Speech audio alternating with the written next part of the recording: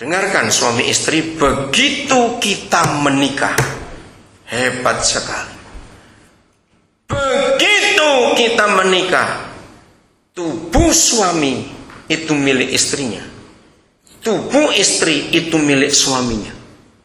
Saudara, papa kita begitu jujur, terbuka apa adanya.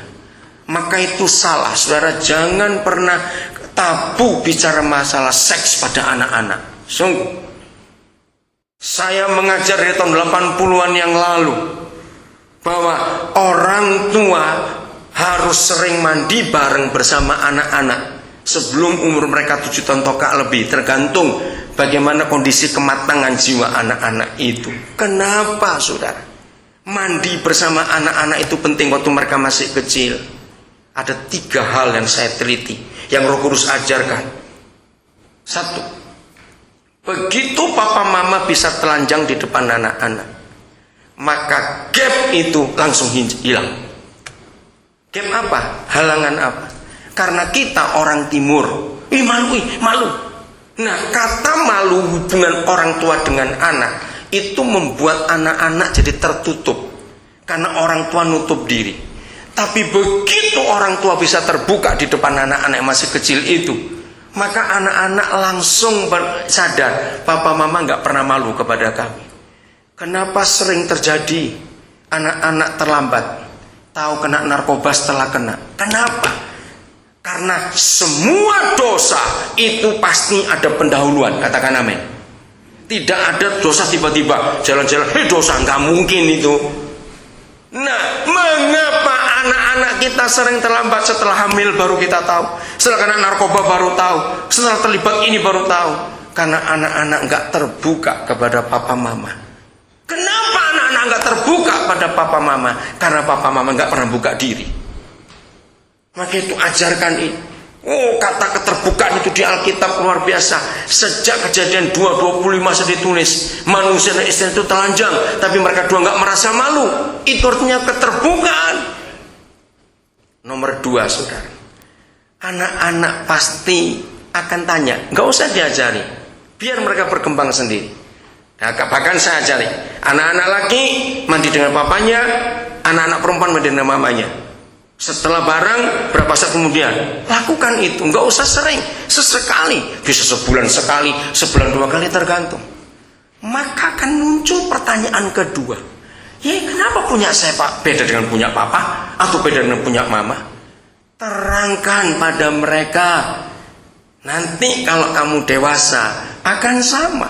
Biarin mereka berkhayal dulu, nggak apa-apa. Tunggu sampai yang ketiga, saudara. Ingat, kalau papa mama tidak berani ngomong seks pada anak-anak di rumah, ini zaman gila. Anak-anak akan tanya keluar, jawab ya atau tidak. Kita larang mereka tanya kepada kita, masih kecil, nggak boleh itu. Anak zaman sekarang nggak bisa dikatakan begitu. Mereka akan tanya di luar.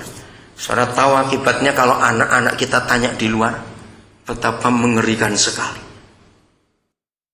Tunggu sampai yang ketiga ini pasti. Sebab sudah banyak keluarga yang saya buat research dan hasilnya sama. Pasti yang ketiga akan keluar. Kalau gitu dedek keluar dari mana? Kenapa ada dedek di perut mama? Di situ waktunya seorang ngajarkan. Kalau punya papa masuk ke punya mama, maka mama hamil. Maka itu nanti kalau kamu besar, ini kan masih anak kecil, waktu kita terangkan gitu aja enggak apa-apa. Tapi firman itu masuk ke memori mereka. Maka itu besok kalau kamu besar, lalu temanmu ngajak kamu macam-macam, jangan mau. Nanti kamu bisa ngambilnya anak orang, nanti kamu bisa ambil. Anak itu nggak ngerti apa yang kita ngomong, tapi Roh Kudus menyimpan itu di memorinya. Katakan amin. Waktu mereka dewasa, ketika naluri seks mereka mulai muncul, mereka mulai sadar tertarik dengan seseorang, Roh Kudus akan putar kembali kaset itu. Itu dahsyat sekali. 20 tahun kemudian, saudara, ada berapa feedback yang saya tidak ngerti. Ya, Obong lagi ngomong, itu cucu saya. Dengar obong ya habis pintar. Saudara, 20 tahun kemudian saya dapat feedback. Ada orang-orang tua yang telepon ketika saya ajarkan ini, tapi saya sudah lupa.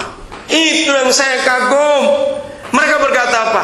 Dia bilang, Koden, terima kasih. Tahun 20 tahun yang lalu Koden pernah ngajar itu. Oh ya, terus Koden tahu akibatnya yang paling hebat apa? Ternyata anak-anak kami nggak pernah tertarik dengan pornografi. Nah kan saya bingung, nyambungnya kemana, saya tanya. Ada satu keluarga yang ngomongnya cepat-ceplos. Ya sudah bosan lihat punya papa mamanya sendiri. Hebat nggak, saudara? Itu saya nggak pernah mikir. Maka itu urusan tempat tidur ini harus beres. Itu takhta Tuhan. Nah, ayat 4 artinya suami istri. Mengapa papa memberi hukum sehebat itu? Ayat 4 itu artinya begini. Suami istri setelah menikah, tubuhnya milik pasangannya.